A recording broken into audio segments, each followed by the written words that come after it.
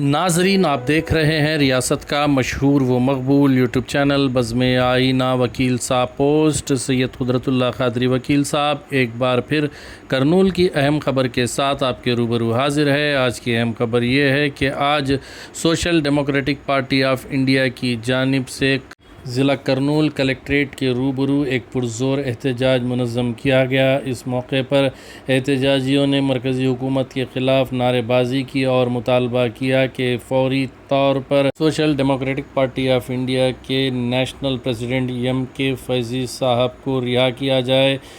नाजरीन, हम आपको बताते चलें कि social democratic party of India के कौमी सदर MK फैज़ी साहब को ED एनफोर्समेंट डायरेक्टरेट ने जो है कल गिरफ़्तार कर लिया है।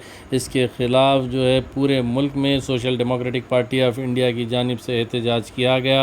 आज करनूल कलेक्ट्रेट के रूबरू social democratic party of India Andhra Pradesh unit Kurnool unit की जानिब से पुरज़ोर एहतजाज किया और मरकज़ी हुकूमत से मुतालबा किया कि फ़ौरी तौर पर MK फैज़ी साहब को रिहा किया जाए। इस मौके पर SDPI के स्टेट वर्किंग कमेटी के member Jahangir Ahmad, Virasam leader Pinakapani, SDPI leader Aamir Mavia, SDPI Kurnool city president Zubair Khan, SDPI Kurnool city vice president Sheikh Mohsin, Kurnool city general secretary Saleem Badshah, SDPI कायदीन, कैडर और सोशल एक्टिविस्ट वगैरह ने इस एहतजाज में हिस्सा लिया। आप देखिए ये खुसूसी रिपोर्ट। सैयद कुदरतुल्लाह क़ादरी वकील साहब को दीजिए इजाज़त।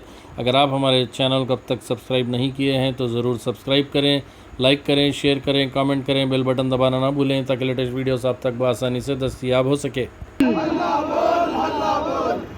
रिहा करो, रिहा करो,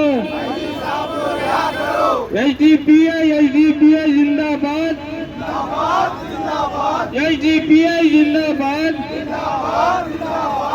ये प्रोग्राम को कंक्लूड करने के लिए मैं दावत देता हूँ। हमारे ED भी बोल सकते हैं, नहीं बोले तो हमें सेंट्रल हुकूमत का। ये हमारे नेशनल प्रेसिडेंट साहब को कल कोची से दिल्ली आ रहे थे, उसके दरमियान दिल्ली एयरपोर्ट पे टर्मिनल 3 में उनको वहाँ से अरेस्ट किया गया है। असल मकसद इनको अरेस्ट करने का एक पुराना केस में 7 लोग और इन्वॉल्व थे। ये केस ऑलरेडी चल रहा है। अस्सलाम वालेकुम, गुड मॉर्निंग टू ऑल। आप सभी लोगों को मालूम है कि हमारे social democratic party of India national president जनाब MK फैज़ी साहब को कल మాట్లాడకుండా వాటికి వ్యతిరేకంగా ఆందోళన చేయకుండా అవి ఎంత ప్రమాదకరమో ప్రజలకు చెప్పకుండా చెప్పే పరిస్థితి లేకుండా మనల్ని ఏం చేస్తారంటే అరెస్ట్ చేసిన ఫైజీ గారు లాంటి వాళ్ళని విడుదల చేయాలి, అలాంటి వాళ్ళని విడుదల చేయాలి, అలాంటి కేసులు ఎత్తివేయాలి లాంటి ఒక ఆందోళన చేసే పరిస్థితికి మనం ఎత్తేస్తాము. మనం ఈ పని చేస్తూ ఉంటాము. వాళ్ళు రేపు పొద్దున పార్లమెంట్లో వాళ్ళు అనుకున్నట్టుగానే వాళ్ళు కానిస్తాం. ఈ వ్యూహం అనేది బీజేపీకి మొదటి నుంచి కూడా ఉంది. అంటే బీజేపీ హిందుత్వను రెచ్చగొట్టి హిందువులలో కొద్దిమందిని రెచ్చగొట్టి దేశం మీదకి వదలడం మాత్రమే కాకుండా ఈ దేశంలో ఉండే ఆస్తులన్నింటినీ ప్రజలకు చెందవలసిన పబ్లిక్ ప్రాపర్టీ మొత్తాన్ని కూడా కార్పొరేట్ సెక్టర్కి ఇవ్వడం అనే ఒక ఆర్థిక వ్యూహం ఏదైతే ఉందో అది చాలా ప్రధానమైంది వాళ్ళకి. అందులో భాగంగా అన్ని రకాల దుర్మార్గాలకు పాల్పడుతున్నారు, అన్ని రకాల హత్యాకాండాలకు పాల్పడుతున్నారు, అన్ని రకాల అక్రమ కేసులు పెడుతున్నారు. ఈ అక్రమ కేసుల కింద దొరికిన వాళ్ళని దొరికినట్టుగా అరెస్ట్ చేస్తారు. ఎవరైతే రోడ్డు మీదకి వచ్చి వాళ్ళకు వ్యతిరేకంగా మాట్లాడే ప్రయత్నం చేస్తారని వాళ్ళకి అనుమానం ఉంటుంది, వాళ్ళందరినీ తీసుకుపోయి జైలులో పారేయడం అనేది వాళ్ళకి మొదటి నుంచి తెలుసు. మనం ఈ 11 ఏళ్ళుగా మనం చూస్తూ ఉన్నాం. బీజేపీ అధికారంలోకి వచ్చిన 11-12 ఏళ్ళుగా మనం చూస్తూ ఉన్నాం. ఎవరైతే వాళ్ళ మీద నిరసన తెలియజేస్తారో, వాళ్ళ మీద విమర్శనాత్మకంగా మాట్లాడతారో, వాళ్ళ లోగుట్టు విప్పి బయటికి ప్రజలకు చెప్తారో వాళ్ళందరినీ బయట లేకుండా జైలులో తోసేయడం అనేది వాళ్ళకు అలవాటైన విద్య, వాళ్ళ వ్యూహం. అది ఫైజీ గారు లాంటి వాళ్ళు ఉంటే ఏం చేస్తారు, బయట SDPIని జాతీయ స్థాయిలో దీనికి వ్యతిరేకంగా నడిపిస్తారని నాయకుడు. కాబట్టి ఒక కాన్స్టిట్యూషనల్ డెమోక్రసీ ఇండియాలో ఉండాలి అనేటువంటి ఒక లక్ష్యం ఏదైతే ఉందో దాని దిశగా ప్రజలందరినీ ఆలోచింపజేస్తారు. ముస్లిం సమూహాన్ని కూడా కడతారు. బీజేపీకి వ్యతిరేకంగా, ఫాసిజానికి వ్యతిరేకంగా ప్రజలందరినీ ఐక్యం చేసే ప్రయత్నం చేస్తారు. కాబట్టి అలాంటి పెద్ద మనుషులు లేకుండా చేయడం అనేది వాళ్ళ ఉద్దేశం. కాబట్టి ఇది ఒక అక్రమ అరెస్ట్, ఇది ఒక దుర్మార్గమైన అరెస్టు, కుట్రపూరితమైన అరెస్టుగా మనం దీన్ని భావించాలి. ఇది ఒక కుట్రపూరితమైన అరెస్ట్.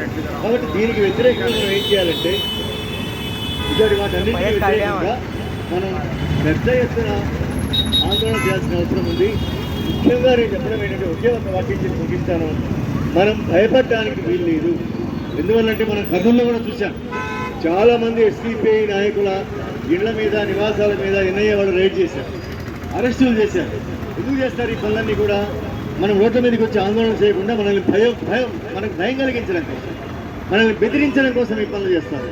కాబట్టి ఈరోజు మనకున్న శక్తి ఏమిటి అంటే, మనకున్న ఆయుధం ఏమిటి అంటే, మన ఆత్మవిశ్వాసమే మనకు ఆయుధం, ధైర్యమే మనకు ఆయుధం. మనం ధైర్యంగా ఉండాలి, భయపడడానికి వీల్లేదు.